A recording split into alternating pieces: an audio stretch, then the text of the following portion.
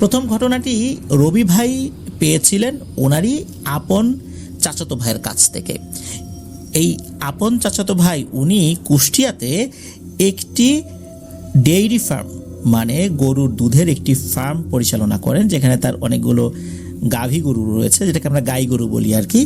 তো এই গরুগুলো থেকে উনি দুধ সংগ্রহ করে আশেপাশের বিভিন্ন এলাকাতে উনি বিক্রি করেন। আর এরকম কিন্তু আরও বেশ কিছু ফার্ম কিন্তু কুষ্টিয়া শহরে রয়েছে, বা কুষ্টিয়া শহরের আশেপাশে যেই গ্রাম অঞ্চলগুলো রয়েছে সেখানেও রয়েছে। তো ওনার ফার্মের দুধ থেকে শুরু করে নিয়ে বিভিন্ন সময় দেখা যাচ্ছে যে গরু বিভিন্ন জায়গায় আনা নেওয়া করতে হয়। অনেক সময় চিকিৎসার প্রয়োজনে ডাক্তার নাই, গরুকে গাড়িতে উঠিয়ে ডাক্তারের কাছে নিয়ে যেতে হয়। তারপরে বিভিন্ন হাট হয়, গরু ছাগলের হাট, তখন কিন্তু ষাঁড় গরু, গাই গরু, এই গরুগুলোকে কিন্তু এক হাট থেকে আরেক হাটে নিয়ে যেতে হয়। আর এই নিয়ে যাওয়ার কাজে ট্রাকগুলো ব্যবহার করা হয়। বিভিন্ন সাইজের ট্রাক রয়েছে, পিক আপ রয়েছে। তো 12 ফুটের একটা পিক আপ বা ট্রাক আমরা যেটাই বলি, তো এরকম একটা ট্রাক রয়েছে। এই ট্রাকের যিনি ড্রাইভার তার নাম হচ্ছে রহমত। ওনার সাথে আবার এই যে রবি ভাইয়ের যেই আপন চাচাতো ভাই, তার সাথে খুব ভালো সম্পর্ক। কারণ এই রহমত যিনি, উনি শুধু ওই নির্দিষ্ট ডেইরি ফার্মের বিভিন্ন কাজই করতেন না তার ট্রাক দিয়ে, আশেপাশের আরও বেশ কিছু ডেইরি ফার্ম বলি আর গরুর এমনি খামার বলি, যেগুলো কুরবানি ঈদে বিক্রির জন্য যেই গরুগুলো তৈরি করা হয়, তো এইগুলোতে ওনার ভালো আসা যাওয়া ছিল। আর বিভিন্ন হাটগুলোতে উনি গরু তো নিয়েই যেতেন। উনি মূলত ট্রাকে এই গরু টানার কাজটাই বেশি করতেন, অন্যান্য কাজও করতেন। সবসময় যে গরু টানার কাজ থাকবে বিষয়টা এরকম না, তখন তার ট্রাক তো আর ফেলে রাখা যাবে না, মূলত ওই কাজটাই উনি করতেন আর কি। তো যাই হোক, একবার কি হয়, উনি এই ট্রাক নিয়ে একটা ট্রিপ নিয়ে গিয়েছিলেন ঢাকার আশুলিয়াতে। সময়টা 2008 সাল, তখন কিন্তু গরমকাল, জুন জুলাই মাস এরকম যতদূর বলেছেন আর কি উনি। তো উনি ওই আশুলিয়া থেকে যখন আসছিলেন তখন 3টা গাভী গরু নিয়ে আসবেন উনি, এরকম একটা ট্রিপ পান। যদিও বা ওই ট্রিপটাও নিশ্চিত ছিল না। উনি যখন মালামাল নিয়ে ওখানে পৌঁছেছেন, ফেরার সময় এরকম একটা ট্রিপ উনি পেয়ে যান। আর ফেরার সময় তো ট্রাক ফাঁকাই আসবে, একটা ট্রিপ পাওয়া মানে কম ভাড়া হলেও কিন্তু তাদের জন্য অনেক ভালো কিছু।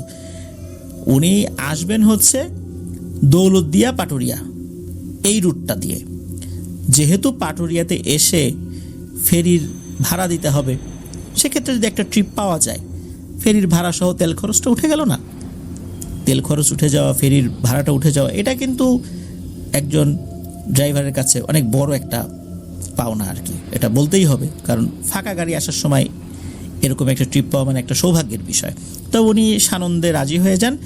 এই 3টা গাভী গরু পৌঁছে দিতে হবে হচ্ছে কুষ্টিয়া ত্রিমোহনী এলাকায়। এই ত্রিমোহনী এলাকায় যেখানে পৌঁছে দেবেন সেই ঠিকানা সব কিছু নিয়ে উনি রওনা দিয়েছেন। উনি যখন রওনা দিয়েছেন তখন রাত 12টার দিকে রওনা দিয়েছেন আর কি। রাস্তা তো ফাঁকাই ছিল। উনি গাড়ি নিয়ে খুব একদম সিম্পলি, কোনো ধরনের সমস্যা ছাড়াই উনি পাটুরিয়া ঘাটে এসে পৌঁছান। পাটুরিয়া ঘাটে এসে পৌঁছানোর পর ওখানে কোনো ফেরিঘাটের কোনো জ্যামট্যাম ওই সময় ছিল না। অনায়াসেই উনি অন্যান্য গাড়ির সাথে ওনার ওই ট্রাকটাকেও ফেরির উপর তুলে দেন। কোনো ধরনের কোনো বাধাবিঘ্ন ছাড়াই দৌলতদিয়া ঘাটে এসে ওই ফেরিটা পৌঁছায়। ফেরি থেকে গাড়ি নামে, এরপর উনি ওনার মতো করে রওনা দিয়েছেন। ওনার সাথে কিন্তু কোনো হেল্পার ছিল না, উনি একাই ছিলেন। নর্মালি আমরা কি দেখি, ট্রাকে বা পিকআপে একজন হেল্পার থাকে, কিন্তু ওই যাত্রায় উনি একাই ছিলেন। উনি আসছেন, উনি যখন দৌলতদিয়া ঘাটটা পার হয়েছেন, ঘাট পার হওয়ার পর উনি বেশ খানিকটা এগিয়েছেন আর কি। আগানোর পর ওই আশেপাশে কিন্তু ওইরকম কোনো ঘরবাড়ি নাই, কোনো ঘরবাড়ি কিন্তু দেখা যায় না আশেপাশে। এখনও দেখা যাচ্ছে যে বেশ অনেকটা জায়গা ফাঁকা। উনি গাড়ি চালাচ্ছিলেন, চালাতে চালাতে একটা জায়গায় ওনার খালি মনে আছে যে উনি এমন একটা জায়গায় আসলেন, হঠাৎ করে উনি দেখলেন ওনার গাড়ির হেডলাইটের আলোতে বেশ মোটাসোটা একটা মরা গাছ। কি গাছ এটা উনি বুঝতে পারেন নাই। ওই মরা গাছটার দিকে উনি লক্ষ্য করেছেন, তাকিয়েছেন।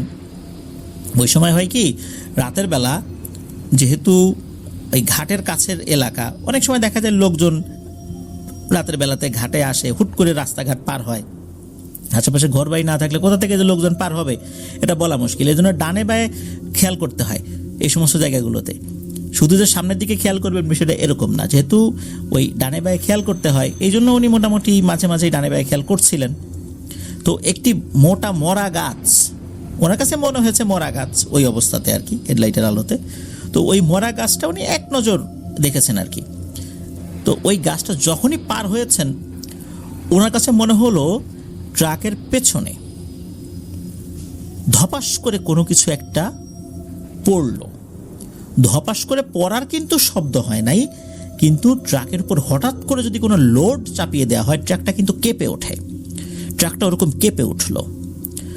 ওনার কাছে মনে হলো যে সত্যি অনেক ভারী কিছু ট্রাকের উপর পড়েছে, কেননা ওনার ট্রাক ওই সময়ে এত ভারী হয়ে গিয়েছিল তখন ওনার যেই মিটারটা, যে মিটারে উনি গাড়ির স্পিড দেখতে পারেন সেখানে দেখাচ্ছিল যে স্পিডটা 15 থেকে 20 কিলো পার আওয়ার এটাতে চলে এসেছে।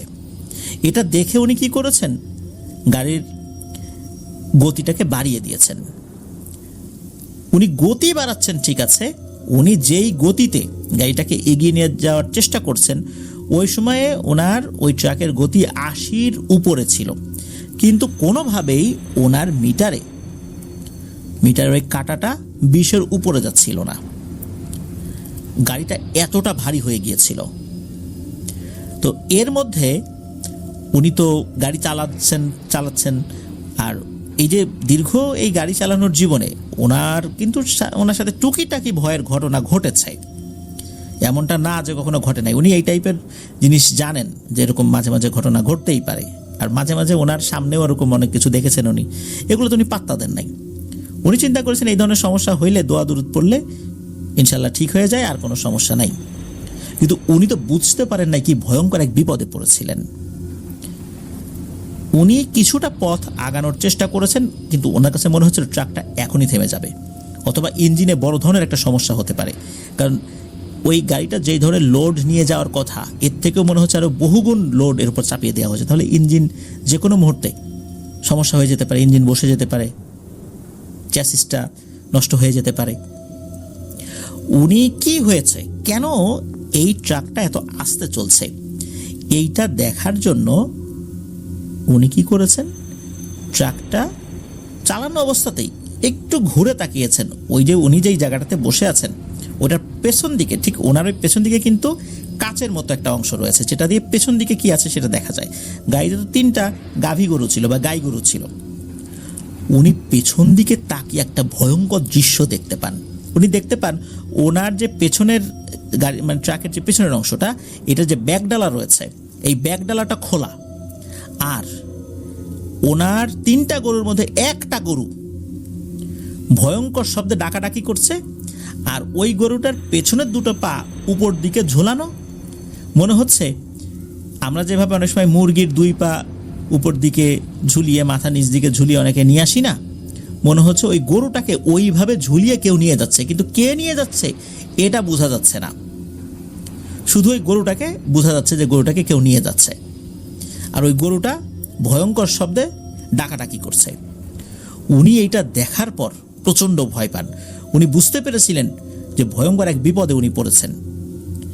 উনি ওইখানে কোনোভাবেই আর গাড়ি দাঁড় করার নাই। চিন্তা করেছেন যে গরুটার কি হলো, উদ্ধার করব কিনা, কিন্তু বুঝেছিলেন যে কোনো মানুষের পক্ষে এইভাবে এত বড় একটা গরু শূন্যে তুলে নিয়ে যাওয়া সম্ভব নয়। নিশ্চয়ই কোনো পিশাচের খপ্পরে উনি পড়েছেন। উনি গাড়িটাকে আবার জোরে চালানোর জন্য যাত্রা শুরু করেন, কিন্তু না, এবারও গাড়ি ওই রকম আস্তে আস্তেই চলছে। উনি চিন্তা করলেন ওই ভয়ঙ্কর পিশাচটা যদি গাড়ি থেকে নেমেই যায় তাহলে এটা কেন এখন জোরে চলছে না, গাড়িটা তো এখন জোরে চলার কথা। কিন্তু না, উনি গাড়ি কোনোভাবেই জোরে চালাতে পারছিলেন না। উনি তো ওনার মতো করে খুব চেষ্টা করেই যাচ্ছেন। এরপর হঠাৎ করে আবারও গরুর এক আত্মচিৎকার ভেসে আসে ওনার কানে। একদম তো পেছনে 2টো গরু, আর একটা গরু প্রচণ্ড ডাকাডাকি করছে, আর একটা গরু আহত হলে যেভাবে ডাকাডাকি করে ওইভাবে ডাকাডাকি করছে। উনি এবার কি করেছেন, উনি আবারও ঘুরে তাকিয়েছেন। এবার উনি ভয়ঙ্কর একটা দৃশ্য দেখতে পান। উনি দেখতে পান যে একটা গরুর পেছনের একটা পা সম্পূর্ণরূপে ছেঁড়া, আর ওই ছেঁড়া পাটা নিয়ে কোনো এক ধরনের একটা প্রাণী হেঁটে যাচ্ছে। তো উনি কি করছেন, উনি চিন্তা করছেন যে এটা তো কোনো পিশাচ না, এটা তো কোনো প্রাণী, এটা মনে হচ্ছে কোনো শক্তিশালী প্রাণী, আমি তো ভুল করছি, কোনো বেশ কিছু এই প্রাণীর খপ্পরে পড়ে গেছি আর কি। ওনাদের গাড়ির মধ্যে মাঝে মাঝে কিছু বড় ধরনের লাঠি রাখা থাকে।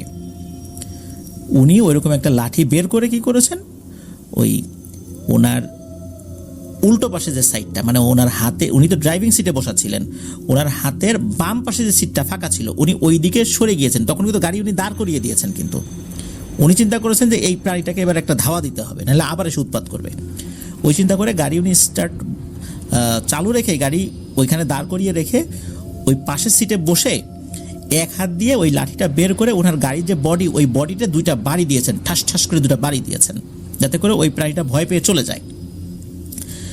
কিন্তু উনি আসলে বুঝতে পারেন না উনি কিসের সাথে টক্কর দিতে গিয়েছেন। যখন উনি বাড়ি দিয়েছেন তখন কি হয়েছে, ওই প্রাণীটা ঘুরে তাকিয়েছে, আর ঘুরে তাকানোর পর উনি ওনার জীবনের সবচেয়ে ভয়ঙ্করতম দৃশ্যটা দেখেন। উনি দেখতে পান এটা খুবই ভয়ঙ্কর একটা প্রাণী, দেখতে ছোটোখাটো একটা ডাইনোসরের মতো, দুটো পা রয়েছে, ডাইনোসরের যেরকম পা থাকে, আর আরও দুটো হাত রয়েছে, ঠিক ডাইনোসরের ছোট ছোট আমরা দেখেছি যে বিশেষ করে টি-রেক্স টাইপের ডাইনোসরগুলো দু পা দিয়ে দৌড়ায় এবং ছোট ছোট দুটো হাত রয়েছে, সেই হাত দিয়ে শিকার ধরে, ওই রকম দুটো হাত রয়েছে। আর এটার চোখ তিনটা, স্বাভাবিক দুটো চোখ আর কপালের উপর একটা চোখ। কপালের উপর যে চোখটা আছে সেটা মনে হচ্ছে লাল টকটকে জল জল জল জল করছে। ওই জিনিসটা তখন ওই গাড়ির দিকে এগিয়ে আসতে থাকে, আর ওইটার হাতেই কিন্তু ওই গরুর আর একটা পা ছিল। ওই জিনিসটা তখন গাড়ির দিকে এগিয়ে আসতে থাকে। উনি তখন দ্রুত আবার ড্রাইভিং সিটে বসে গাড়ি স্টার্ট দিয়ে দিয়েছেন টান। এবারে উনি ওনার স্পিডটা আগের অবস্থায় নিয়ে আসতে সক্ষম হন। উনি এক টানে চলে এসেছেন খানখানাপুর বাজার পার হয়ে গোয়ালন্দ মোড়ে, ওইখানে এসে উনি গাড়ি থামিয়েছেন। আর উনি মূলত যেই জায়গায় এই সমস্যাটা ফেস করেছিলেন, এটা গোয়ালন্দ ঘাট থেকে গোয়ালন্দ বাজারের মধ্যবর্তী কোনো একটা জায়গা হবে। এক্স্যাক্ট ওইটা কোন জায়গা এটা উনি ওই অবস্থাতে বুঝতে পারেন নাই। উনি গোয়ালন্দ মোড়ে চলে আসেন, ওই সময়ে রাত আনুমানিক 3টা সাড়ে 3টা বাজে। তখন গোয়ালন্দ মোড়ে ওখানে যে টহল পুলিশ থাকে তারা ছিলেন, তারপর ওখানে কিছু লোক থাকে সারা রাতি থাকে, এনারা ছিলেন, তারপরে কিছু কিছু গাড়ির সুপারভাইজাররা ওখানে থাকেন, তারপর চেকার থাকেন, তারা ছিলেন। তো তাদের সাথে উনি বিষয়টা শেয়ার করলেন। শেয়ার করার পর ওনারা বললেন যে আসলে এখন তো কথা বলার মতো সময় নাই, এই গরুটার অবস্থা তো ভালো না, দ্রুত তুমি গন্তব্যে নিয়ে যাও, নিয়ে গেলে হয়তো গরুটাকে বাঁচানো সম্ভব হবে। আর ওখানকার কিছু লোকজন ওনাকে বলেছিলেন যে এই পথে অনেক সময় অনেক ভয়ঙ্কর কিছু ঘটে। যেহেতু ওই সময় কথা বলার মতো অবকাশ ছিল না, তাই ওখানে যারা টহল পুলিশ ছিলেন বা অন্যান্য যারা ছিলেন তাদের পরামর্শ নিয়ে ওখানে দেরি না করে উনি দ্রুত কুষ্টিয়ার দিকে রওনা দিলেন। রাজবাড়ী জেলা পার হয়ে উনি কুষ্টিয়ার দিকে রওনা দেন। কুষ্টিয়াতে উনি পৌঁছে যান ওই ত্রিমোহনী এলাকাতে। তো যেই বাড়িতে উনি যাবেন আর কি, সেই বাড়ির ঠিকানা তো ছিল।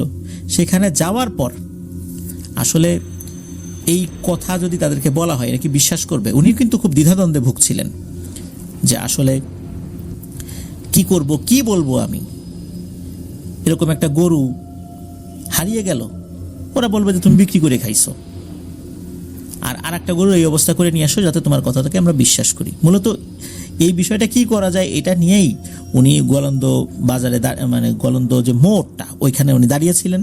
ওখানে লোকজনের সাথে কথা বলেছিলেন যে আমি তো গেলেই তো এই ধরনের প্রশ্ন করবে। তখন ওরা বলেছেন যে আমাদের নাম্বার নিয়ে যাও, যদি প্রশ্ন করে তাহলে আমাদের ধরাই দিও, আমরা বলবো যে আসলে এই ধরনের ঘটনা ঘটছে। এখন এইগুলো বললেও কি ওই বাড়ির লোকজন বিশ্বাস করবে যে তুমি সাজায় আনছো ওই সমস্ত লোকজনকে? এগুলো বললে কোনো লাভ নাই। এখন এটা তো তারা বিশ্বাস করে না। তখন উনি বলেন যে ঠিক আছে, আপনারা তো বিশ্বাস করছেন না, তাহলে আপনাদের এখানে যদি ভালো কোনো হুজুর থাকে চলেন সেখানে যাই। পরে ওই বাড়ির লোকজন স্থানীয় একজন হুজুরের কাছে তাকে নিয়ে যান। তো হুজুর সব কথা শোনেন, শোনার পরে বলেন যে আমাদেরকে একটু সময় দিতে হবে, সময় দাও, তারপর দেখি বিষয়ে কিছু বলা যায় কিনা। যেহেতু যিনি গাড়ি চালক তার বাড়িও কুষ্টিয়া জেলাতেই ছিল, তো ওই সময় তাকে আর কিছু বলে নাই, কিন্তু যদি এই টাইপের কোনো জিনিস না পাওয়া যায় অবশ্যই তাকে এই জরিমানাটা দিতে হবে। একটা গরু তো চলে গেছেই, আর একটা গরু অতিরিক্ত রক্তক্ষরণে মারা গিয়েছিল ওই কুষ্টিয়া পর্যন্ত পৌঁছাতে। এই দুটো গরুর জরিমানা কিন্তু দিতে হবে। এখন উনি তো একজন ড্রাইভার, ওনার কাছে তো এত টাকা নাই জরিমানা দেওয়ার মতো। দুটো গরুর দাম কিন্তু কম না, লিসেনাররা তো বুঝতেই পারছেন দুটো এই গাই গরুর দাম কত হতে পারে। তার কাছে এত টাকা দেওয়াটা একটা আকাশ কুসুম, একটা কল্পনার মতোই ছিল। জরিমানা হিসেবে টাকাটা সে দেবে। তো 2 দিন পরে ওই হুজুরের কাছে যাওয়ার কথা ছিল, উনিও গিয়েছেন, ওই বাড়ির লোকজনও একজন আসছেন আর কি, কয়েকজন আসছেন মুরব্বী।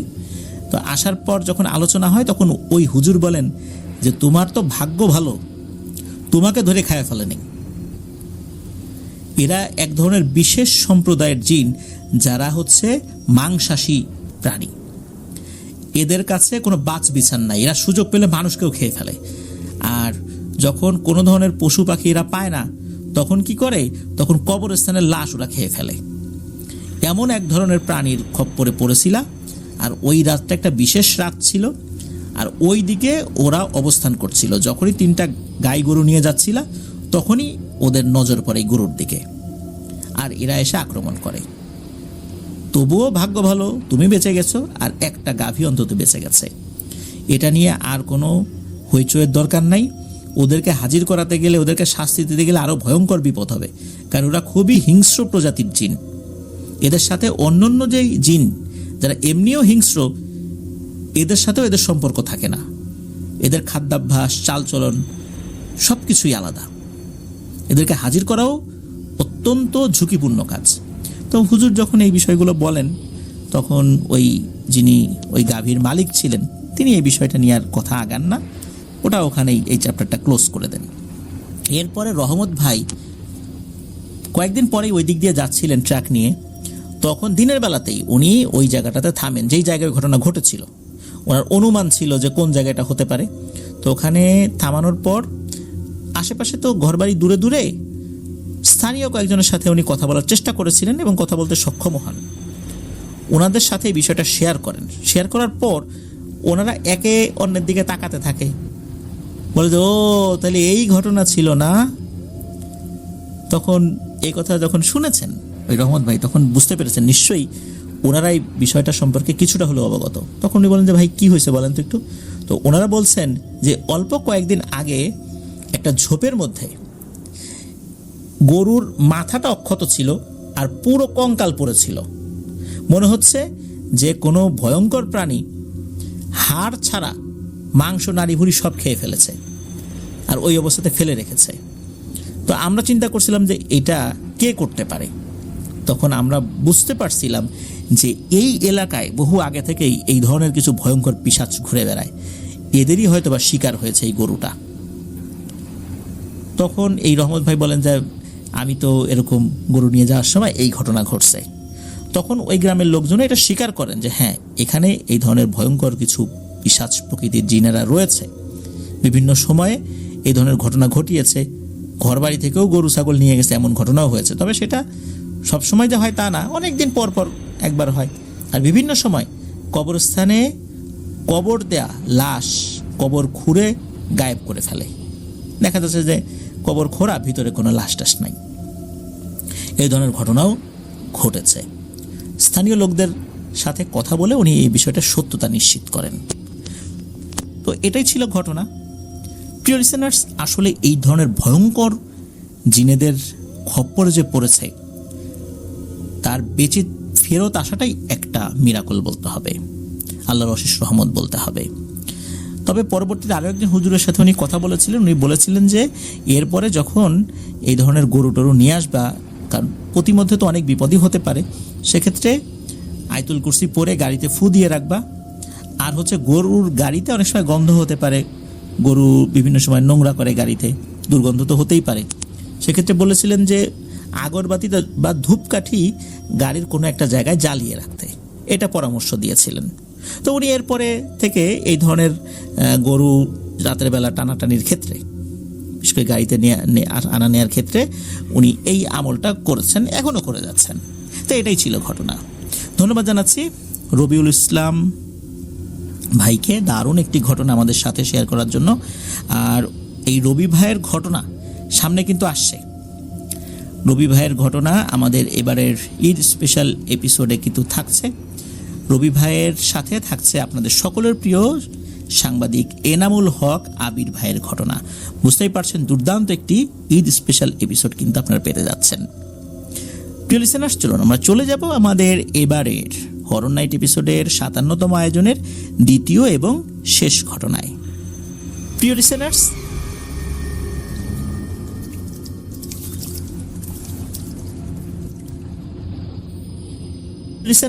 আপনারা অনেকেই ইয়াসার বইটি সংগ্রহ করেছেন, আবার অনেকে এই বইটা সংগ্রহ করতে এখনও পারেননি।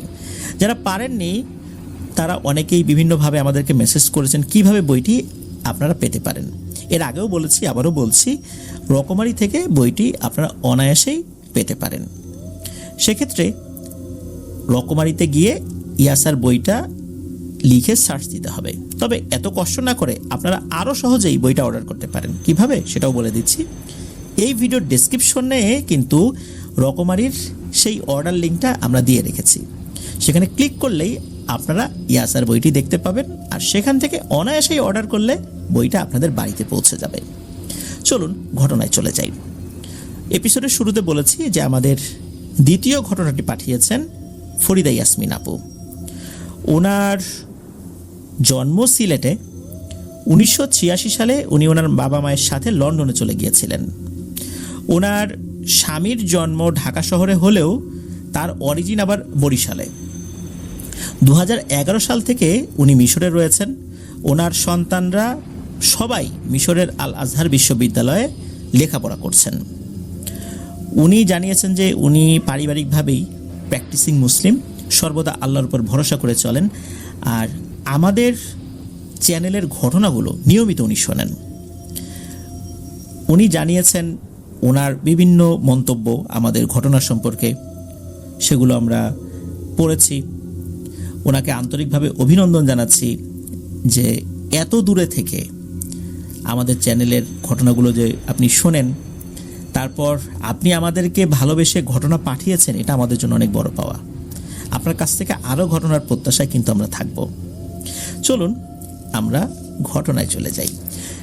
এই ফরিদা আপু কিন্তু একটি ঘটনা পাঠান নাই, উনি ছোট ছোট বেশ কয়েকটা ঘটনা পাঠিয়েছেন।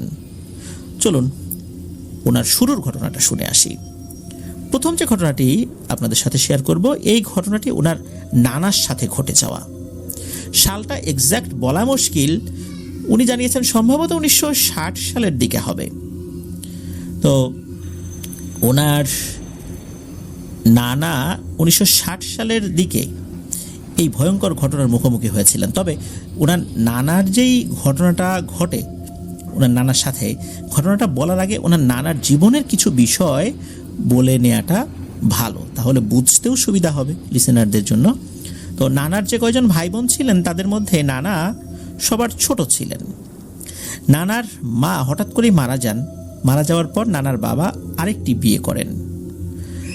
নানার বাবা মসজিদের একজন মুয়াজ্জিন ছিলেন। তো যখন নানার বাবা বিয়ে করে নতুন বউ আনলেন, তখন দেখা গেল যে নতুন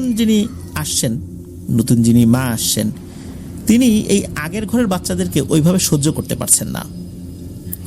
এখন ওরকমটাই শুনেছেন, ফরিদা আপু জানিয়েছেন যে তার আচরণ সম্পর্কে এরকমটাই আসলে ওইভাবে শুনেছেন আর কি। তো একটা সময় কি হয়, নানা উনি এই নতুন মায়ের জ্বালা যন্ত্রণায় অতিষ্ঠ হয়ে বাড়ি থেকে পালিয়ে যান, কাউকে কিছু না বলে নিরুদ্দেশ হয়ে যান। নানার বাড়ি ছিল সিলেটের আম্বরখানা এলাকায়। তো বাড়ি থেকে বেরিয়ে উনি হাঁটা শুরু করেন। সিলেটের পাঠানটোলা এলাকায় এসে পৌঁছান। সেখানে একটা মসজিদের পুকুরে হাত মুখ ধোন এবং ওনার সাথে আনা কিছু গুড়মুড়ি খান। ওই মসজিদের পুকুরের পানিকে সোজা উনি আসামে চলে যান। তখন কিন্তু আসামে যাওয়ার জন্য গাড়ি ছিল। তখন তো এরকম বর্ডারটা এত এখন যেরকম কড়াকড়ি, তখন তো এরকম কড়াকড়ি ছিল না। অনায়াসেই উনি আসামে চলে যান। আসামে চলে যাওয়ার পর ওইখানে কিভাবে যেন একজন ব্রিটিশ টেইলার, মানে যিনি কাপড় তৈরি করতে খুব এক্সপার্ট ছিলেন, ব্রিটিশদের বিভিন্ন কাপড় চোপড় তৈরি করে দিতেন, এই ধরনের একজন লোকের সাথে ওনার পরিচয় হয়। তার কাছেই উনি টেইলারিং শেখেন। খুবই অল্প সময়ের মধ্যে উনি দুর্দান্ত সমস্ত পোশাক বানাতে পারতেন। ছেলে মেয়ে উভয়েরই দারুণ দারুণ ডিজাইনের পোশাক বানাতে পারতেন। উনি নিজের থেকেই বেশ কিছু ডিজাইন উনি উদ্ভাবন করতেন, সেগুলো অনেকেরই ভালো লাগতো। তো এভাবে অল্প সময়ের মধ্যে ওনার হাত খুবই পাকা হয়ে যায়। উনি যার আন্ডারে মূলত কাজ শিখেছিলেন, তিনিও নানাকে খুবই ভালোবাসতেন। অল্প সময়ের মধ্যে ওই এলাকায়, মানে ওই আসামের ওই এলাকায় যেখানে থাকতেন আর কি, তো সেখানে বেশ নাম কামিয়ে ফেলেন উনি, বেশ ভালো টাকা পয়সাও বানিয়ে ফেলেন। 18 বছর বয়সে উনি আবার বাড়িতে ফেরত আসেন। উনি যখন গিয়েছিলেন তখন বালক, তখন বয়স কত, হয়তো বা 10-12 বছর হবে সর্বোচ্চ, এরকম ছিল। 18 বছর বয়সে উনি বাড়িতে ফেরত আসেন। তখন তার কাছে বেশ টাকা পয়সাও ছিল। উনি যখন বাড়িতে ফেরত আসছেন, অদ্ভুত ব্যাপার, যেই সৎ মায়ের অত্যাচারে অতিষ্ঠ হয়ে উনি বাড়ি ত্যাগ করেছেন, উনি ফেরত আসার পরে দেখলেন যে তার বাবা এবং তার ওই নতুন মা, মানে সৎ মা, তাকে খুবই ভালোবাসছেন, আদর আপ্যায়ন করছেন। মনেই হচ্ছিল না যে তার অত্যাচারে অতিষ্ঠ হয়ে উনি বাড়ি থেকে বের হয়ে গিয়েছিলেন। তো যাই হোক, তার ওই নতুন মাও নানার উপর খুব খুশি ছিলেন, এতদিন পরে ফেরত আসছে। সেই নতুন মা আপন সন্তানের মতোই নানাকে কিন্তু আসলে বড় করতে থাকেন। আসলে এর ভিতরে হয়েছেটা কি, নানার অন্যান্য যে ভাইয়েরা ছিল তারা কিন্তু লেখাপড়া করত। ওই সময়ে তারা তো বেশ বড়ই ছিলেন, এর মধ্যে তারা বেশ ভালো ভালো সরকারি চাকরি পেয়েছিলেন। ওই সময় সর্বোচ্চ লেভেলের চাকরিগুলো তারা কিন্তু পেয়েছিলেন, বেশ ভালো পজিশনে তারা ছিলেন। তারা তো চাকরির কারণে বিভিন্ন জায়গায় পোস্টিং হয়ে গিয়েছেন। আজকে যেমন খুব সহজেই বৃহস্পতিবারে বাড়িতে চলে আসা যায়, আবার রবিবারে সকালে অফিস ধরা যায়, তখন কিন্তু এরকম ছিল না। তখন বাড়ি থেকে একবার বের হয়ে গেলে লম্বা ছুটি ছাড়া বাড়িতে আসাটা অনেক কঠিন হয়ে যেত। আর তখন যোগাযোগ ব্যবস্থাটা এত ভালোও ছিল না। তখন প্রশাসনিক এরিয়াগুলো অনেক বড় ছিল। একজন প্রশাসককে ওই এরিয়াগুলো মেনটেন করতে অনেক বেগ পেতে হতো। এই জন্য বাড়িতে আসা যাওয়া তাদের জন্য খুব কঠিন ছিল। একবার বাড়ি থেকে বের হলে বছরের পর বছর চলে যেত। বাড়িতে আসা যাওয়া আসলে ওইভাবে ওনারা করতে পারতেন না। ওইটা ওই সময় একটা রূঢ় বাস্তবতা ছিল, যার কারণে বাড়িতে তো আসলে লোকজন নাই। ওনারা তো ভালো ভালো চাকরি পেয়ে বিভিন্ন জায়গায় চলে গেছেন। এমত অবস্থায় নানা আসছেন। তখন নানার বাবা, নানার নতুন মা, ওনারা চিন্তা করলেন যে ওকে বিয়ে শাদী দিয়ে দেই। তো ওনার জন্য বিয়ে শাদী যেহেতু সিদ্ধান্ত হলো, তাকে দিয়ে দিবেন, তো ওনার জন্য একটা ভালো মেয়ে দেখার প্রস্তুতিও তারা নিলেন, দেখা শুরু করলেন। মোটামুটি ভালো একজন পরহেজগার ভদ্র মহিলা তারা বের করে ফেলেন। তো তার সাথে বিয়েও হয়ে যায়। তো নানির সাথে যখন বিয়ে হয়ে গেল, নানির ওই সময় বয়স ছিল 12 বছর আর নানার বয়স 18 বছর। ওই সময়ের যে বাস্তবতা, 1960 সালের বাস্তবতা আমি বলছি, তখন কিন্তু 12 বছর বয়স, 11 বছর বয়সে মেয়েদের বিয়ে হয়ে যেত। বাল্য বিবাহই চলতো আর কি। তখন এটা বেশ ভালোই প্রচলন ছিল ওই সময়ের প্রেক্ষাপটে। তো নানির বয়স যখন 14 বছর, তখন এই ফরিদা আপুর মায়ের জন্ম হয়। সবকিছু ভালোই কাটছিল। নানির নাম ছিল মেহেরুন্নেসা। নানির নামের সাথে মিল রেখে এই ফরিদা আপুর মায়ের নাম রাখা হয় শামসুন্নেসা। যেহেতু প্রথম সন্তান, নানা নানির নয়নের মণি ছিল ফরিদা আপুর মা। এরপর সময় কেটে যাচ্ছে, বছরের পর বছর চলে যাচ্ছে। এর মধ্যে কিন্তু তাদের ঘরে আরও কয়েকটি সন্তান জন্ম হয়েছে, আরও 3টা সন্তান হয়েছে, পরে 2 মেয়ে, সবশেষ 1 ছেলে। এদিকে কি, নানা তো আসলে টেইলারিংয়ের কাজ শিখেছেন। বাড়িতে আসার পর তো টেইলারিংয়ের কাজ উনি হাতে ধরেন নাই। এখন বসে বসে তার জীবন চলবে না, রুজি রুটির ব্যবস্থা তো করতে হবে। এখন কি করবেন? নানা একটা চাকরি নিলেন একটা টি গার্ডেনের ভেতরে। ওই সময় ওনার দায়িত্ব কী ছিল সেটা অবশ্য ফরিদা আপু বলতে পারেন নাই। উনি রাতের বেলা ডিউটি করতেন, সেখানে তাকে থাকতে হতো। ভাগ্যের নির্মম নিষ্ঠুর পরিহাস যে 7টি বছর তারা খুব সুন্দর করে জীবনযাপন করেছেন, হঠাৎ করেই তাদের সেই জীবনে এক ভয়ঙ্কর ছন্দপতন শুরু হয়। উনি যে টি গার্ডেনে চাকরি করতেন সেটা ছিল খেজুরি ছড়া চা বাগান, এটা নামই পরিচিত ছিল ওই সময়। এখন সেটার নতুন কোনো নাম হয়েছে কিনা এটা ফরিদা আপু বলতে পারেন নাই। তো একদিন রাতের বেলা তিনি বাগানের বাইরে গিয়েছিলেন, সম্ভবত প্রকৃতির ডাকে সাড়া দিতে। জল বিয়োগের একটা প্রেশার অনুভব হয়েছিল ওনার, এই জন্য উনি বাইরে গিয়েছিলেন। তো উনি যেই জায়গাটিতে বসেছিলেন সেইখানে উনি একটা গুমট অন্ধকারাচ্ছন্ন কোনো একটা বিষয় লক্ষ্য করেছিলেন, কিন্তু সেটা আসলে কোনো অবয়ব ছিল না কি ছিল এটা উনি বুঝতে পারেন নাই। উনি জল বিয়োগ করে চলে আসছেন। এরপর থেকেই নানার আচার আচরণে ভয়ঙ্কর রকমের পরিবর্তন হতে থাকে। যেই মানুষটা তার প্রাণপ্রিয় স্ত্রীর সাথে কখনো উচ্চস্বরে কথা বলতেন না, সেই মানুষটাই হঠাৎ করে বদলে গেলেন রাতারাতি। কিছু থেকে কিছু হলেই তার স্ত্রীর উপর প্রচণ্ড রকমের ক্ষুব্ধ হতেন, মারপিট শুরু করতেন, হাতের কাছে যা পেতেন সেটা দিয়েই মারপিট শুরু করতেন। এমন মারপিট করতেন রক্তারক্তি হয়ে যেত,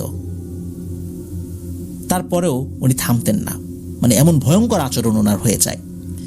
পাড়া প্রতিবেশীরা বিভিন্নভাবে ওই নানিকে উস্কাতে থাকেন যে তোমার স্বামী তোমাকে এত মারপিট করে, বাপের বাড়ি চলে যাও না কেন।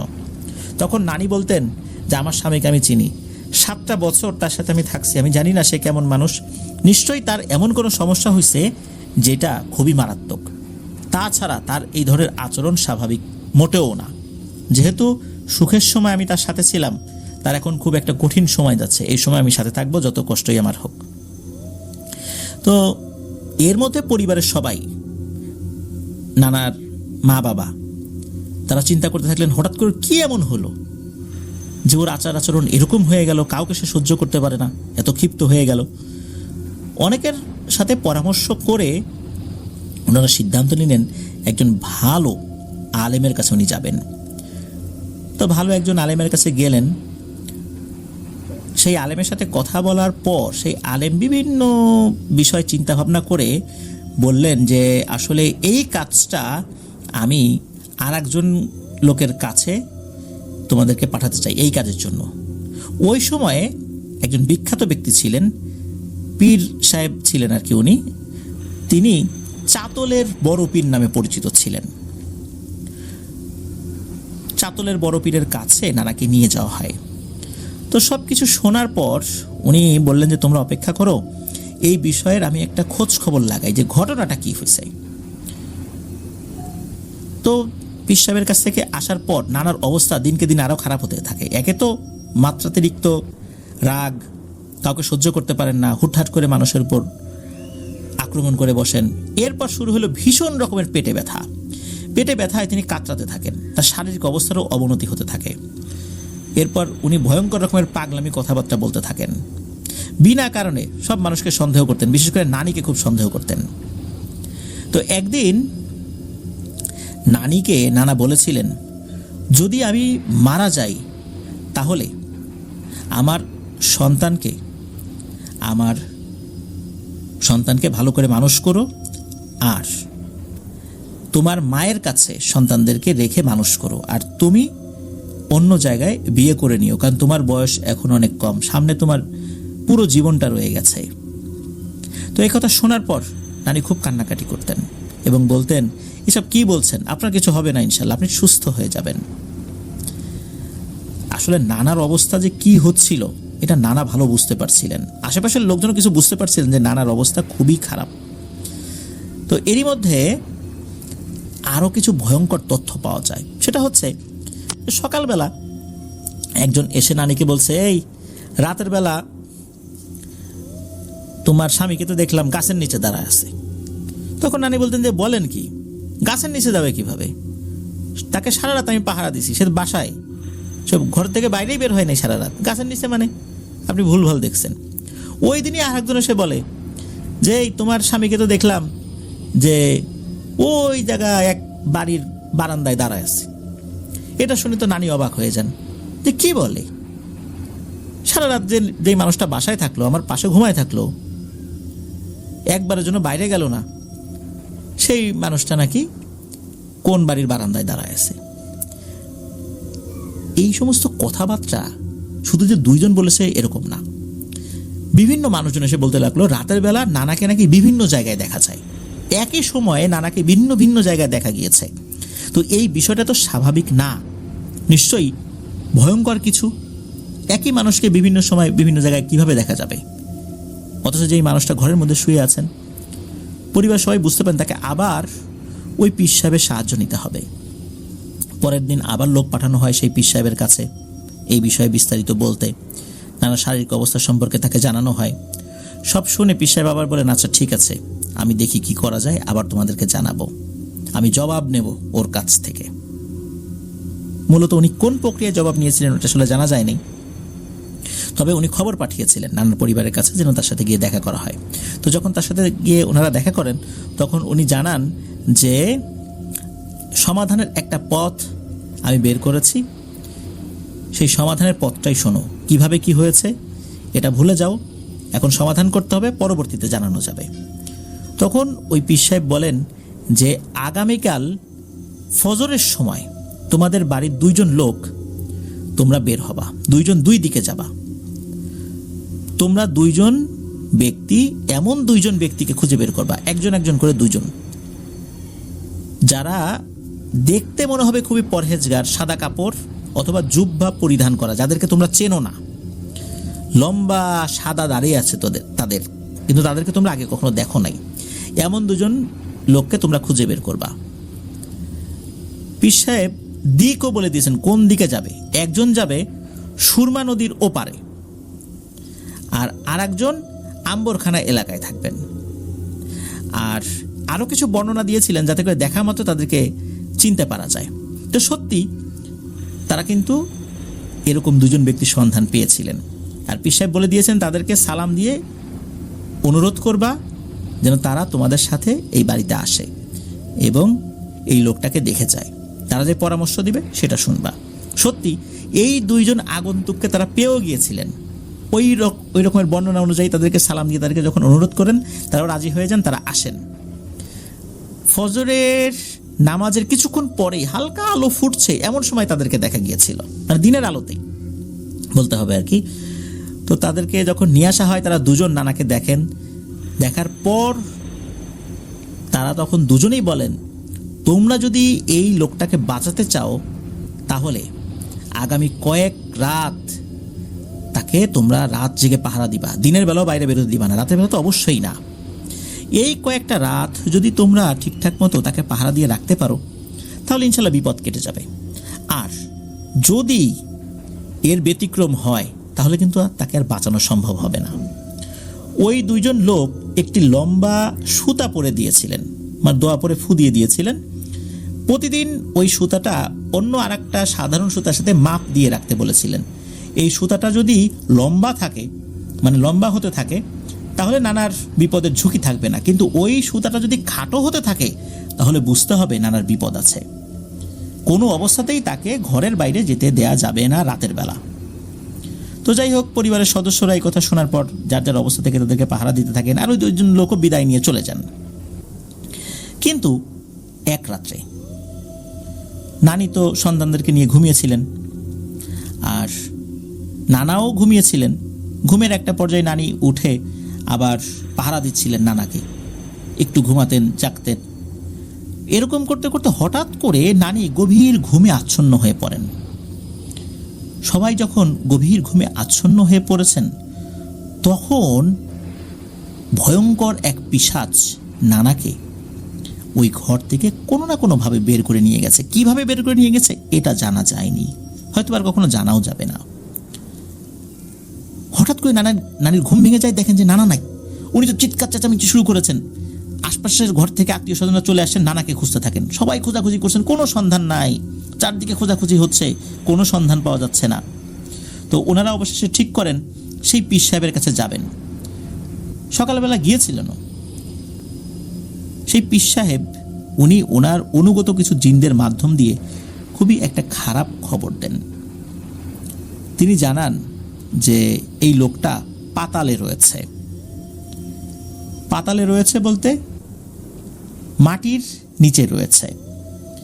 এখন মাটির নিচে রয়েছে বলতে মাটির কত নিচে রয়েছে এই বিষয়টা আসলে উনি বলেন নাই, শুধু উনি বলেছিলেন যে তার যেখানে কাজের স্থান সেখানে গিয়ে তোমরা খোঁজো, সেখানে পাতালে রয়েছে, এতটুকুই জানা গিয়েছে। তো যাই হোক, সেই খেজুরি চড়া চা বাগানে তারা যান। সেখানে যার অনেক খোঁজাখুঁজি করা হচ্ছিল, পাওয়া যাচ্ছিল না। তো এদের মধ্যে কেউ বলল যে আচ্ছা ওই দিক থেকে একটা পুকুর রয়েছে, চলো তো পুকুরের দিকে যাই। তো সবাই ওই পুকুরের ওখানে যান, সেখানেও নাই। হঠাৎ একজন খুঁজতে খুঁজতে সেই পুকুরে নামছেন। ওই সময় যে পুকুরের সিঁড়িগুলো ব্যবহার করা হতো তখন কিন্তু এরকম সিমেন্টের বা কংক্রিটের সিঁড়ি ছিল না। তখন গাছ কেটে, বিশেষ করে তাল গাছ কেটে একটার পর একটা সুন্দর করে সাজিয়ে একটা নির্দিষ্ট পদ্ধতিতে সিঁড়ির মতো তৈরি করা হতো। তো ওই এই দুই তাল গাছের মাঝখানে একটু ফাঁকার মতো ছিল। তো ওইখান দিয়ে একটা পায়জামার ফিতা, পুরুষরা যে পায়জামা পরে, এখন তো ইলাস্টিক লাগানো থাকে অধিকাংশ পায়জামাগুলোতে, তো আগে কিন্তু এরকম ইলাস্টিক ছিল না, ফিতা ব্যবহার করা হতো আর কি। এরকম একটা ফিতা দেখা যাচ্ছে সেখানে, কিন্তু ওই যে নিচের পানিটা উপর দিকে উঠে এসেছে আর কি। তখন ওই লোকটা বললো আচ্ছা এখানে এই ফিতাটা কিসের, আসো তো তোমরা এদিকে আসো তো। অন্য লোকরাও সেখানে চলে আসে। তখন ওই তাল গাছের একটা অংশ তারা যখন সরিয়েছেন, সবার শরীর শিউরে ওঠে। সকলেই দেখেন যে নানার সত্যি পায়জামার ফিতাটাই ভাসছে। আর সেই ফিতাটা তার কোমরে না, সেটা তার গলায় হালকা ঢিলে ঢালা করে বাঁধা। 2 আঙ্গুল ফাঁকাও ছিল, মানে এমন ঢিলে ঢালা ছিল। ফাঁস দিয়ে যে মারা যাবে সেটা এরকমও না। তার গলায় আসলে ওরকম কোনো দাগও ছিল না। নানাকে মৃত অবস্থায় ওইখানে পাওয়া যায়। তাকে সেখান থেকে তোলা হয়, আবার সেই পীর সাহেবের কাছে খবর পাঠানো হয়। সেই পীর সাহেব জানিয়ে দিলেন এটা সেই ভয়ঙ্কর পিশাচ জিনেরই কাজ। মূলত সেই খেজুরিচড়া চা বাগানে রাতের বেলা যখন নানা জল বিয়োগ করেছিলেন, ওই জায়গাতে ওই ভয়ঙ্কর পিশাচটা বসেছিল। এরপরই সে পিছু নিয়ে তার এই ধরনের ভয়ঙ্কর ক্ষতি করেছে। যেহেতু তাকে ওই রাতের বেলা আটকে রাখা সম্ভব হয়নি, আর তার স্ত্রীর ভয়ঙ্কর ওই ঘুমটা এসেছিল, এমন ঘুম, মরণ ঘুম, মানে ওই ঘুম আসলে কেউ আর নিজেকে নিয়ন্ত্রণ করতে পারে না। আর এই ঘুমটা আসছিল ওই জিনের প্রভাবেই। নানা কিন্তু সাঁতার কাটতে পারতেন। পুকুরে নিয়ে যাওয়া হয়েছিল, পুকুরের পানিতে ডুবিয়ে মারা হয়েছিল না কি করা হয়েছিল এই বিষয়ে জানা যায় না। তবে ওই পিশাচটা হত্যা করেছে এই বিষয়টা তাকে, মানে পরিবারের সবাইকে উনি জানিয়ে দেন। এখন ব্যাপারটা হলো কি, যে এটা তো একটা পুলিশ কেস। এরকম একটা লাশ পাওয়া গেল এমন একটা জায়গায়, চা বাগান কর্তৃপক্ষ কি জবাব দেবেন, এখানেও তো একটা বড় আইনগত বাধা রয়ে যায়। তো পুলিশ আসে। তো পুলিশ প্রশাসন থেকে জানানো হয় যে নানার একটা বিশেষ রোগ ছিল, পানিতে নামার পর এই রোগটা বেড়ে যায়। এই বিষয়টা পুলিশকে জানানো হয়, বলা হয় যে তার স্বাভাবিকভাবে মৃত্যু হয়েছে, তাকে যেন এই লাশ কাটা ঘরে না পাঠানো হয়, তার শরীরে যেন কোনো কাটাছেড়া না করা হয়। নানিও এই বিষয়টা নিয়ে অনেক অনুরোধ করেছিলেন পুলিশকে। পুলিশরা একটা পর্যায়ে বলে দেন ঠিক আছে আপনার লাশ দাফন করে দেন, যেহেতু পরিবারের কোনো আপত্তি নাই। আর তার যেহেতু একটা রোগ ছিল, পানিতে নামলে সেই রোগটা বেড়ে যেত, সুতরাং এই বিষয়টা নিয়ে পুলিশও আর কোনো আপত্তি করে নাই। এভাবেই নানা পৃথিবী থেকে চলে যান। নানি, উনি কিন্তু অনেক অল্প বয়সে বিধবা হয়েছিলেন। এরপর উনি ওনার সন্তানদেরকে বড় করেছেন অনেক কষ্ট করে। 1987 সালের এক ঈদের দিনে নানি এই দুনিয়া থেকে বিদায় নেন। তার জানাজায় অনেক মানুষ সামিল হয়েছিলেন।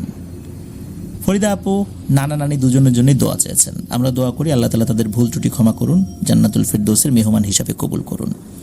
নানা আসলে রাতের বেলা এমন একটা কাজ করে ফেলেছিলেন, আমরা দেখেছি বিভিন্ন ঘটনায় যে এই ধরনের বিষয় কিন্তু হয়।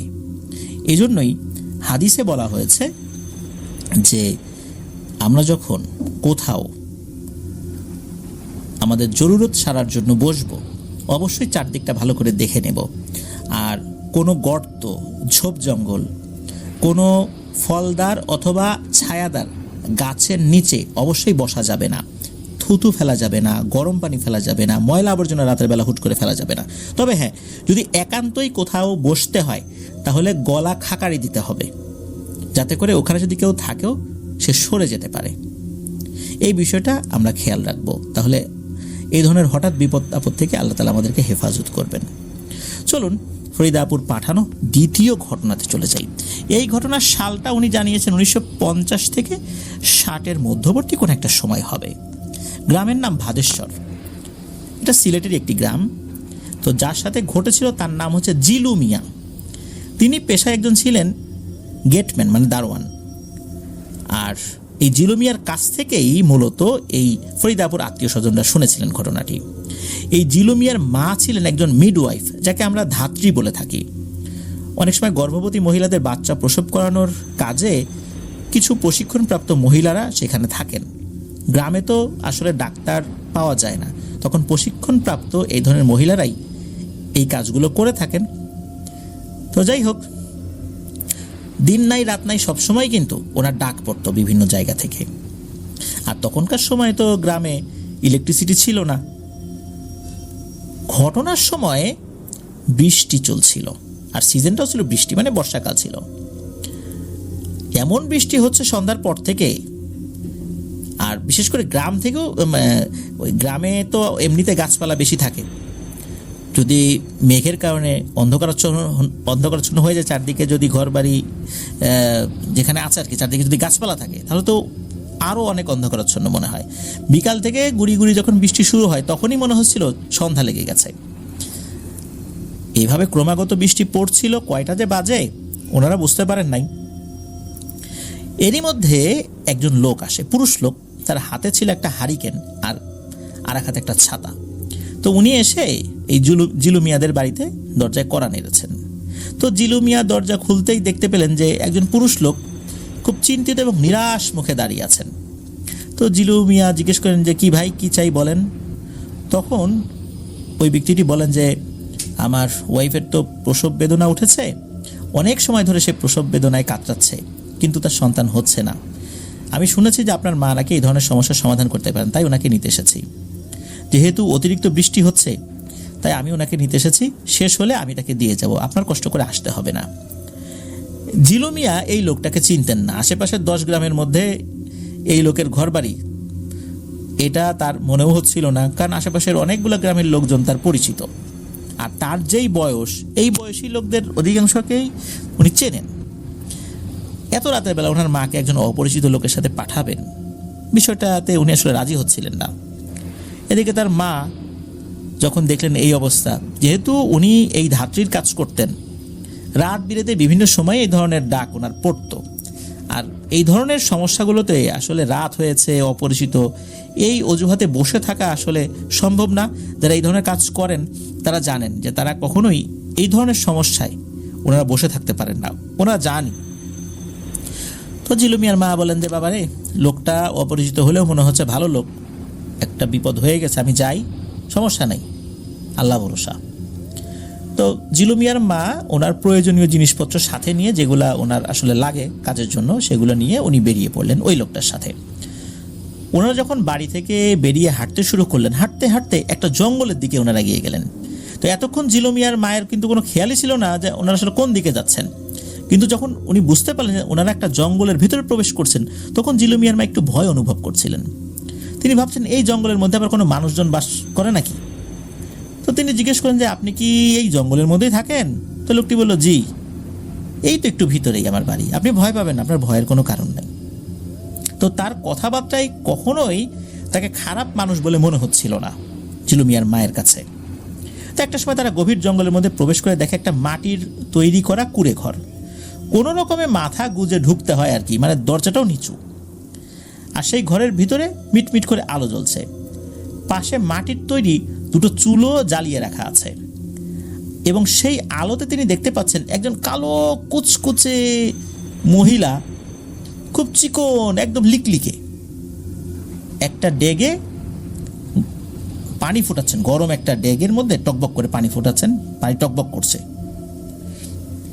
আর পাশে আর একটা চুলা রয়েছে, সেই চুলাতে একটা কড়াই আছে, সেই কড়াইয়ে তেল গরম তো আছেই, সেই তেলের মধ্যে তেলের পিঠা উনি ভাজছেন, একটা করে পিঠা ভাজছেন। যদিও বা সেখানে একসাথে অনেকগুলো পিঠা ভাজা যেত, কিন্তু ওই মহিলা একটা করে পিঠা ভাজছে আর একটা করে তুলতেছে। তখন উনি আরও একটা জিনিস দেখতে পান যে ওই ঘরের মধ্যে একটা চাটাইয়ের উপর একজন মহিলা শুয়ে আছে। সেই মহিলাটাও একদম কালো কুচকুচে চিকন, মনে হচ্ছে তার শরীরে কোনো মাংসই নাই এমন একটা অবস্থা। সেও প্রসব বেদনায় কাতরাচ্ছে, ওই শুয়ে মাটির যেখানে একটা শোয়ানোর জায়গা ছিল সেখানে আর কি শুয়ে কাতরাচ্ছে। তো জিলু মিয়ার মা বুঝতে পারেন যে ইনি সেই মহিলা যার জন্য তাকে নিয়ে আসা হয়েছে। জিলু মিয়ার মা তখনও কিন্তু বুঝতে পারেন নাই যে এরা কারা। জিলু মিয়ার মা মনে করেছিলেন যে আসলে সিলেটের তো বিভিন্ন ধরনের উপজাতি সম্প্রদায় রয়েছে, হয়তোবা এমনই কেউ এই জঙ্গলের মধ্যে বাড়ি তৈরি করেছে, এখানে ওনার বিপদে পড়েছে। চারপাশে কি রকম ঘন অন্ধকার, আশেপাশে কোনো জনবসতিও নাই, এদের কথাবার্তা কি আর মানুষজন শুনবে? এরা বিপদে পড়লেও তো মানুষ বুঝতে পারবে না। তো যাই হোক, উনি ওনার নিয়ম মাফিক ধাত্রীর কাজ শুরু করেছেন। তিনি ওই পিঠা ভাজা মহিলাকে গরম পানি এগিয়ে দিতে বলেন এবং তাকে সাহায্য করার জন্য বলেন। তো ওই মহিলাও ঠিকঠাক মতো সাহায্য করছিল। তো জিলু মিয়ার মা তার অভিজ্ঞতা অনুযায়ী যা যা করা প্রয়োজন সেটাই উনি করতে লাগলেন। ওই মহিলার প্রসব ব্যথা চলছিল, এর মধ্যে একটি সন্তান জন্ম নিল। জিলু মিয়ার মায়ের হাতেই সন্তান জন্ম নেয়। তো জিলু মিয়ার মা দেখলেন যে একদম কুচকুচে কালো জীর্ণ শীর্ণ একটি বাচ্চা ভূমিষ্ঠ হলো। তিনি ভাবলেন যে এরা হয়তোবা বংশগতভাবেই এরকম চিকন চাকন কালো, এরকম হয়তোবা দেখতে হয়েছে এই জন্য। তো উনি ওনার কর্তব্য পালন করতে গেলেন, কিন্তু একটা বাচ্চা হতে না হতেই আবার ওই মহিলার প্রসব বেদনা ওঠে। অল্পক্ষণের মধ্যে ওনার আরও একটি সন্তান জন্ম নেয়। তো জিলু মিয়ার মা ভাবলেন হয়তোবা যমজ সন্তান, তাই তিনি এটিকেও যেটা করার দরকার সেটা করলেন। কিছু সময় যেতে না যেতে আবার ওই মহিলার প্রসব বেদনা ওঠে। সেই মহিলা 3 নম্বর বাচ্চার জন্ম দেন। তো জিলু মিয়ার মা ভাবলেন যে এই মহিলার তকদিরে হয়তো বা আছে 3টা সন্তান হবে, কিন্তু না, তার ধারণা ভুল। ওই মহিলার ক্রমাগতভাবে একের পর এক সন্তান হয়েই চলছে। এইভাবে মোট 13টি সন্তান জন্ম নেয়। এই দৃশ্য দেখার পর জিলু মিয়ার মায়ের প্রাণ যায় অবস্থা ভয়ে। উনি বুঝতে পারলেন যে উনি বিশাল বড় এক বিপদে পড়ে গেছেন। কিন্তু জিলু মিয়ার মা তো বুদ্ধিমতী বিচক্ষণ মহিলা ছিলেন, তাই উনি কিছু বুঝতে না দিয়ে অপেক্ষা করতে থাকেন যে এই সব শেষ কখন হবে, উনি বাড়ি থেকে বেরোবেন কখন, আর কখন উনি সহি সালামতে বাড়িতে ফেরত যাবেন। এতক্ষণে তিনি বুঝতে পেরেছিলেন যে তিনি যে ঘরে ছিলেন সেটা কোনো মানুষের ঘর না, এরা জিন জাতি ছাড়া অন্য কিছুই নয়। তবে উনি এটাও বুঝতে পারেন যে এটা ভালো জিন। এর মধ্যে কি হয়, ওই যেই আরেকজন মহিলা ছিল, সেই মহিলা এই জিলু মিয়ার মাকে পিঠা খাওয়ার জন্য অনুরোধ করে। কিন্তু জিলু মিয়ার মা বললেন, খুব ভদ্রতার সাথেই বলেন যে দেখেন, আমি আতুর ঘরে কিছু খাই না, এটা আমার অনেক দিনের একটা অভ্যাস, এটা আমি মেনে চলি। তো উনি যখন এটা বলেছেন, ওনারা এই বিষয়ে কোনো জোর জবরদস্তি করেন নাই। একটা পর্যায়ে ওই পুরুষরূপী যে অবয়বটা, সে বলে ওঠে যে আপনি নিশ্চয়ই এতক্ষণে বুঝতে পারছেন যে আমরা মানুষ নই, আমরা আসলে জিন। আপনার ভয়ের কোনো কারণ নাই, আমরা জিন হলেও আমরা কারো ক্ষতি করি না, আমরা এখানে থাকি। আপনি আমাদের বিপদের সময়ে উপকার করছেন, কারণ এই সময়ে আমার সম্প্রদায়ের কাউকেও এই মুহূর্তে পাচ্ছিলাম না, এই জন্য আপনাকেই নিয়ে আসছি। আপনার ভয়ের কোনো কারণ নাই, আমি আপনাকে নিরাপদে আপনার বাসায় পৌঁছে দিয়ে আসবো। সত্যি ওই অবয়বটা জিলু মিয়ার মাকে বাড়ি পর্যন্ত এগিয়েও দিয়ে যান। এরপর যখন দরজা নক করেছেন জিলু মিয়া দরজা খুলে দিয়েছে। জিলু মিয়ার মা দেখে যে সাথে কেউ নাই, কিন্তু জিলু মিয়ার মা ভয়ে ঠক ঠক ঠক ঠক করে কাঁপছে। তো জিলু মিয়া প্রথমে মনে করছেন হয়তোবা বাইরে বৃষ্টি হচ্ছে, ঠান্ডা, এই জন্য হয়তোবা ঠক ঠক করে কাঁপছে, কিন্তু না, ব্যাপারটা তো আসলে তা ছিল না। তো জিলু মিয়া তাড়াতাড়ি তার মাকে ঘরের ভেতরে নিয়ে গেলেন এবং বললেন যে কি ব্যাপার, ওই লোকটা কই, তুমি কি একাই আসছো? তবে জিলু মিয়ার মা বলেন না, আসছিল অথবা চলে গেছে। ওই সময় উনি কিছু বলেন নাই। উনি কিন্তু জ্বরে বেশ কয়েকদিন ভুগেছিলেন। তবে আল্লাহর রহমতে কয়েকদিনের মধ্যে উনি সুস্থ হয়ে গিয়েছিলেন। তবে এই ঘটনার পরে রাতের বেলা উনি আর কখনো এই ধরনের ঘটনা ঘটলেও যান নাই। বিষয়টা এরকমই ছিল, উনি এই ঘটনাটা বিভিন্ন লোকের কাছে বলেছিলেন। তো এই ঘটনারও বহু বছর পর শোনা যায় যে এই যে জিলু মিয়া একদিন ইলেকট্রিক খাম্বার সাথে বিদ্যুতায়িত হয়ে মারা গিয়েছিলেন। এটা একটা দুর্ঘটনাই ছিল নাকি অন্য কোনো কারণ ছিল এটা জানা যায় না, কারণ ওই জিনেরা যে এই ক্ষতিটা করেছে এটা নিশ্চিতভাবে বলা যায় যে না, তারা এই ক্ষতিটা করে নাই, এটা দুর্ঘটনাই ছিল। তো জিলু মিয়ার মায়ের মুখেই এই ঘটনাটা বিভিন্ন লোক শুনেছেন এবং ওই জিলু মিয়াই কিন্তু এই ঘটনাটা এই ফরিদাপুর আত্মীয় স্বজনদের কাছে বলেছেন। এমনও হতে পারে যে এই বিষয়টা জিলু মিয়া বাইরে প্রকাশ করেছেন, তাই ওনার সাথে এই ধরনের ঘটনা ঘটেছে।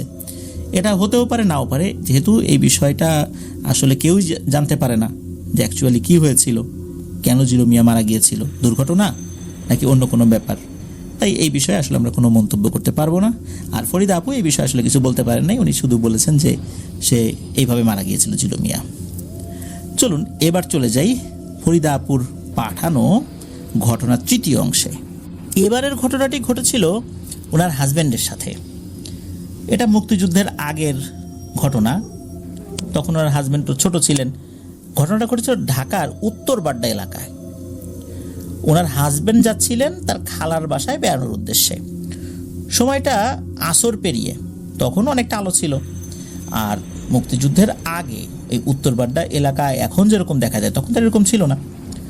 উনি যখন বাড়ি থেকে বেরিয়ে আসেন এবং খালার বাসায় যাওয়ার জন্য একটি রাস্তার ভিতরে ঢুকে পড়েন, রাস্তাটি ছিল কাঁচা, সেখানে একটি বাউন্ডারি দেয়াল ছিল। তো উনি তো নিজের মনে হেঁটে যাচ্ছিলেন, হঠাৎ তার চোখ পড়ল এই বাউন্ডারির উপরে। উনি দেখতে পেলেন যে একটা লম্বা চুলওয়ালা মেয়ে শুয়ে আছে ওই ওয়ালের উপরে, লম্বালম্বিভাবে। ওই ওয়ালের উপরে যে কিছুটা চওড়া জায়গা থাকে না, ওইটার উপরে শুয়ে আছেন। মেয়েটা বেশ লম্বা ছিল। আরও অদ্ভুত ব্যাপার হলো এই মেয়েটার চুল এত বড় ছিল, এই চুলগুলো উল্টো দিকে তার মুখের উপরে রাখা এবং মুখের উপর দিয়ে দুই পাশে চুলটা ঝুলে পড়েছে এবং ঝুলতে ঝুলতে অনেকটা দেয়ালের নিচ পর্যন্ত চলে এসেছে। তো উনি চিন্তা করলেন কী ব্যাপার, এইরকম একটা মেয়ে এখানে শুয়ে আছে এইভাবে। তো উনি এই বিষয়টা দেখে আসলে ভয় পান নাই, অবাক হয়েছেন। উনি নিজেকে সামলে নিয়ে দ্রুত এগিয়ে গেলেন। উনি ওনার খালার বাড়িতে পৌঁছান, তখনও কাউকে কিছু বলেন নাই, যদি তারা ভয় বা আবার বিশ্বাস না করে। যাই হোক, ফেরার সময় মজা করে উনি বলেছিলেন যে চল তোদেরকে একটা জিনিস দেখাই, আমি এরকম একটা জিনিস দেখছিলাম আসার সময়।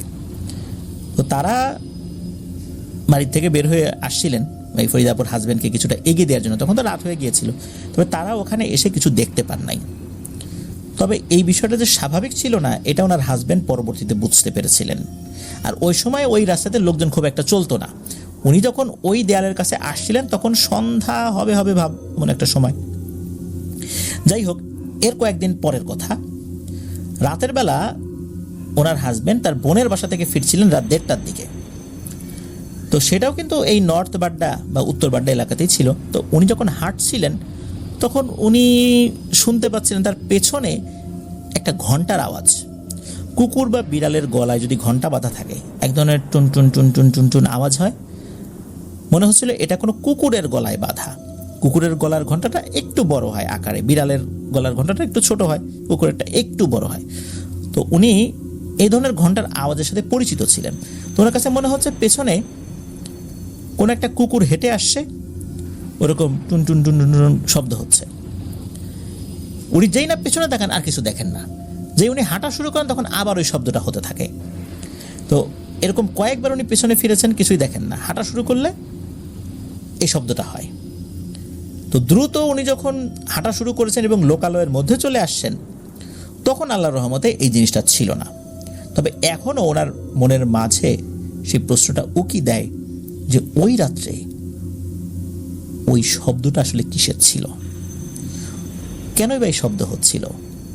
কিন্তু উনি তো কোনো কুকুরকে দেখেন নাই, আর এটা তার মনের ভুলও ছিল না। এমনটা না যে আশেপাশ থেকে কেউ ইচ্ছাকৃতভাবে সেই সাউন্ডটা করছে, উনি হাঁটলেই সেই শব্দটা হচ্ছিল। এটা আজও ওনার মনের মধ্যে ভয়ের উদ্রেক করে।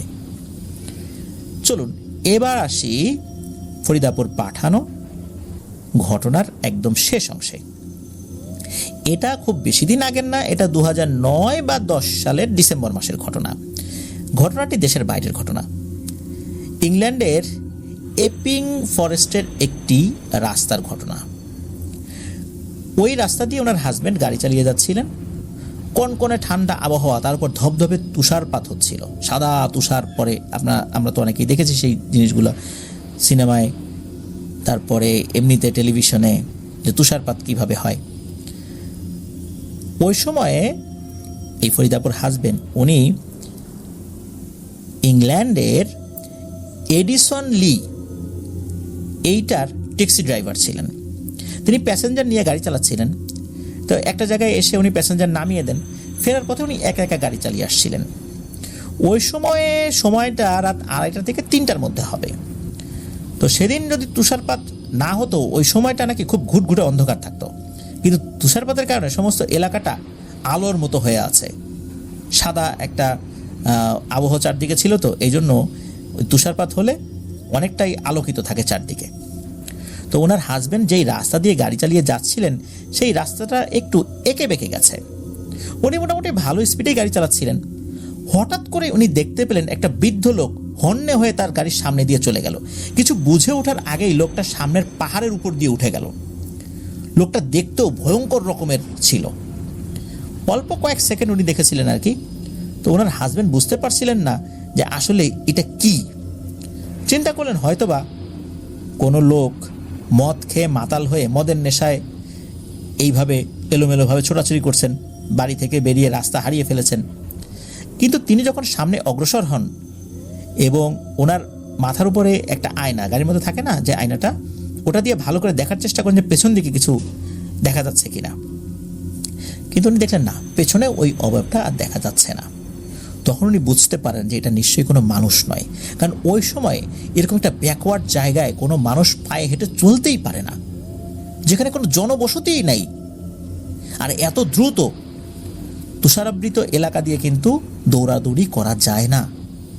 উনি তো গাড়ি চালানো অবস্থায় ভীষণ ভয় পেয়েছেন। যাই হোক, তারপর আল্লাহর কাছে শুকরিয়া আদায় করেন যে ওই অবয়বটা তার গাড়ির সামনে এসে পড়ে নাই এবং তার কোনো ক্ষতিও করে নাই।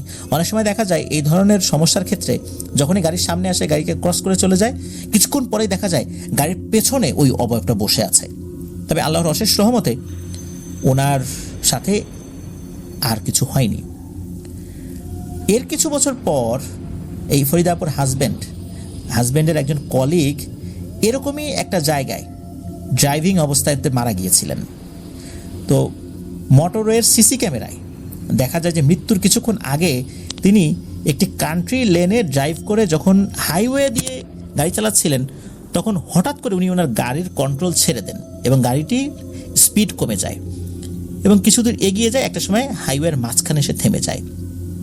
তখন সিসি ক্যামেরার ফুটেজ দেখে সাথে সাথে পুলিশ ঘটনাস্থলে এসে দেখে যে উনি মারা গেছেন। গাড়িটির ইঞ্জিন কিন্তু তখনও চালু ছিল। উনি খুব নামাজি একজন মানুষ ছিলেন। তো যাই হোক, ওনার কোনো পোস্টমর্টেম করা হয় নাই, কিন্তু ওনার মৃত্যুর কারণ কি ছিল তা আজ পর্যন্ত জানা যায় নাই। কেন হঠাৎ করেই তার মৃত্যু হয়েছিল? উনি কি স্ট্রোক করেছিলেন না অন্য কোনো কারণে মারা গিয়েছিলেন, এটা জানা যায় নাই। নাকি উনি কোনো কিছু দেখেছিলেন? ওনার মৃত্যুটা আজও রহস্য রয়ে গেছে, কারণ উনি যেই জায়গাতে মারা গিয়েছিলেন ওই জায়গাতে বিভিন্ন সময় বিভিন্ন ধরনের ভয়ের ঘটনা ঘটে, কিন্তু উনি আসলেই কোনো ভয়ের ঘটনার মুখোমুখি হয়েছিলেন কিনা এটা জানা যায় না। তো এটাই ছিল ঘটনা। ফরিদাপুর ঘটনার কিছু কিছু জায়গায় অনেক রহস্য রয়ে গেছে, যেই রহস্যগুলো উন্মোচিত হয়নি। ওটার কোনো ফাইনাল রেজাল্টও চূড়ান্তভাবে আসলে কেউ পায়নি, যার কারণে সেটা রহস্যই রয়ে গেছে। একটা কিন্তু রয়ে গেছে, আদতে সেটা প্যারানরমাল বিষয় ছিল নাকি অন্য কোনো ব্যাপার ছিল, আল্লাহ ভালো জানেন। আর ওনার কয়েকটা ঘটনার মধ্যে তো অবশ্যই প্যারানরমাল বিষয়ের উপস্থিতি টের পাওয়া গিয়েছে, যেটা মনের ভুল ছিল না, আসলেই এটা প্যারানরমাল বিষয় ছিল। আর ফরিদাপুর নানার ঘটনাটা তো এটা আমরা জেনেছি। আর এই সংক্রান্ত যে হাদিস রয়েছে, রাসূল সাল্লাল্লাহু আলাইহি ওয়াসাল্লাম যে নিষেধগুলো আমাদের করেছেন, যে বিষয়গুলো পালন করতে বলেছেন, সেটাও বলেছি। এই ধরনের বিভিন্ন ঘটনা যখন আমরা বলি তখনও এই জিনিসগুলো বলেছি। আল্লাহ আমাদেরকে আমল করার তৌফিক দান করুন, তাতে যেন আমরা এই বিপদ আপদ থেকে রক্ষা পাই। প্রিয় লিসেনার্স, আমাদের এবারের এপিসোড এ পর্যন্তই।